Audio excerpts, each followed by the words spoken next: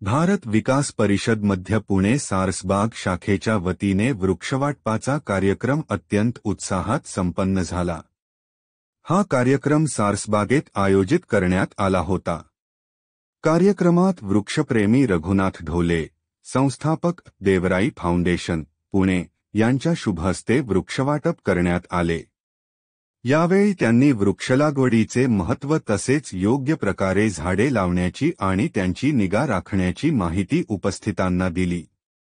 त्यांच्या मार्गदर्शनाचा सर्वांनी लाभ घेतला। या उपक्रमात अनेक सदस्य व त्यांचे मित्रमैत्रिणी मोठ्या संख्येने सहभागी झाले। निसर्ग संवर्धनाची जाण व वृक्षप्रेम जागवण्यासाठी हा उपक्रम प्रेरणादायी ठरला। कार्यक्रमाचे आयोजन सुरळीतपणे पार पडल्याबद्दल सर्व आयोजकांचे व उपस्थितांचे आभार मानण्यात आले।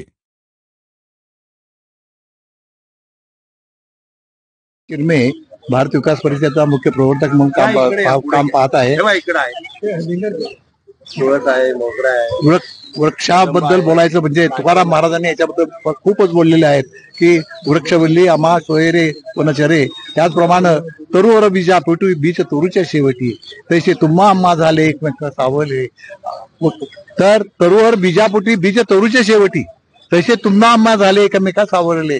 म्हणजे जसं वृक्षाचं बीज वर असतं परंतु ते एकमेकाला होऊन पुन्हा ते एकमेकाची वाढ करत असतं, त्याप्रमाणे वृक्षवल्ली आम्हा शेवरे वनचरे अशा प्रकारची ही तुकाराम महाराजांची भूमिका आहे। आणि त्याने त्यामुळे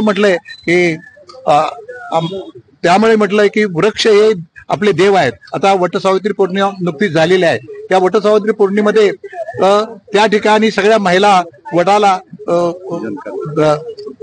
पूजतात, प्रदक्षिणा घालतात, पूजतात आणि आपलं आयुष्य 7 जन्माचं लाभू दे अशा प्रकारचं ते एक वडाकडे अपेक्षा करत असतात, विनंती करत असतात। म्हणजे हे वृक्षाला आपल्या संस्कृतीमध्ये किती महत्व आहे हे त्याच्यावरून आपल्याला कळतं। म्हणून आम्ही भारत विकास परिषदेच्या वतीनं हा उपक्रम राबवत आहोत। आता जवळजवळ 350 रोपं आणलेली आहेत आणि त्या रोपं वाटण्याचा वास्तविक तो रोपं वाटणं हा एक भाग आहे, परंतु त्यापेक्षा त्या रोपाचं वाढल्यानंतर लावल्यानंतर जतन करणं हा महत्वाचा भाग आहे। आणि तो भाग आम्ही आमच्या वतीनं आणि आमच्या सहकार्याच्या वतीनं ते जोपासत आहोत। बोला, असे उत्तम उपक्रम आहे आणि त्याबद्दल संस्थेचं मनापासून अभिनंदन आणि आभार। मला असं वाटतं की हे जितकं जास्त प्रसार होईल तेवढा आणखीन लोक याच्यात सहभागी होतील आणि जास्तीत जास्त वृक्षांची लागवड होईल, जी आज आपल्यासाठी ग्लोबल वॉर्मिंगच्या पार्श्वभूमीवर अत्यंत गरजेची आहे। समस्या अनुभवतोय, त्यामुळे मला असं वाटतं की अगदी लहान शाळेतल्या मुलांपासून ते वयोवृद्धांपर्यंत सगळ्यांनी सहभागी होण्याची गरज आहे। हवामान बदल आणि ग्लोबल वॉर्मिंग या दोन्हीचे अत्यंत मोठे दुष्परिणाम आपण सगळेच भोगतोय, महापुरांपासून ते मोठ्या वणव्यांपर्यंत। मला असं वाटतं की या सगळ्यावर मात करण्याकरता प्रभावी उपाय हा वृक्षारोपणाचा असू शकतो आणि त्यामध्ये मोठा पुढाकार घेतल्याबद्दल संस्थेचे मी मनापासून आभार मानतो। आपल्या निसर्ग चांगला राहावा म्हणून वृक्षारोपण करणं आवश्यक आहे। आपल्या शहरातील मुख्य श्री रघुनाथजी ढोले यांनी आपल्याला जवळजवळ 350 रोपं लावण्यासाठी दिलेली आहेत। आमचे भारत विकास त्यांचे आभारी आहे। तसंच आमच्या भारत विकासचे सहभागी व्यक्तिमत्व श्री माधवरावजी चिरमे, श्री दीपकजी पुजारी, नंतर अनिल गेल्डा, शिवाजीराव भागत, श्री लडकर, श्री होले आणि मुख्य म्हणजे आमचे फॉरेस्ट ऑफिसर बडवे सर, त्यांचा मोठं मार्गदर्शन आणि सहभाग आहे, त्याबद्दल आम्ही आभारी आहोत सर्वांचे। आपण आध्यात्मिक आघाडी तर्फे काम करतो। मी भारत विकास परिषद आणि भाजप आध्यात्मिक आघाडी तर्फे वर्षानुवर्ष काम करत असतो। भारत विकास परिषद ही संपूर्ण भारतामध्ये कार्यरत आहे आणि समाजोपयोगी असे अनेक कार्यक्रम यात घेतले जातात। सगळे वरिष्ठ ज्येष्ठ याच्यामध्ये सक्रिय सभासद आहेत। इथं प्रश्न असा आहे की आध्यात्मिक आघाडीचं मला सांगण्याचं महत्व म्हणजे भारतीय सनातन संस्कृतीमध्ये वृक्षाला अनन्य महत्व आहे आणि प्रत्येक वृक्षाचं असं एक महत्व सांस्कृतिक म्हणा किंवा आपल्याला पर्यावरणाच्या दृष्टीने म्हणा किंवा त्याला देवास्वरूप आपण मानलेलं आहे आणि प्रत्येक वृक्षाची आपण पूजा करतो, ही संस्कृतीचा आपला भाग आहे.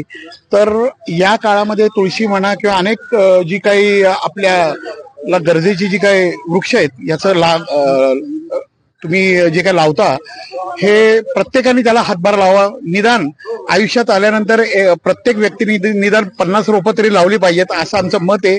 आणि ते नुसती लावून उपयोग नाही तर त्याचं जतन करणं महत्वाचं आहे.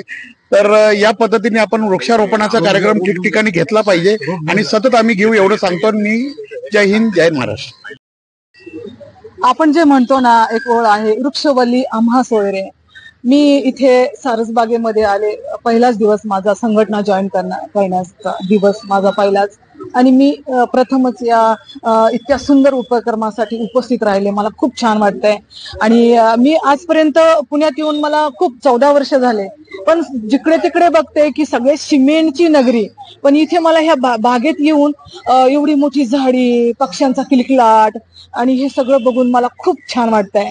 मी काय म्हणते, मला एक असं म्हणावंसं वाटतं, सांगावंसं वाटतं की आपण घरामध्ये शक्यतो आजोबा, वडील, सिनियर सिटीजन त्यांच्यासाठी जे वाढदिवस वगैरे कार्यक्रम आयोजित करतो आपण, केक कापतो वगैरे वगैरे, गिफ्ट देतो मोठे मोठे. मला आता असं लक्षात आलं आणि मला असं बोलावंसं वाटलं की आपण त्यांच्या नावाने एक झाड लावण्याचा प्रयत्न करूया घरातल्या प्रत्येकाने.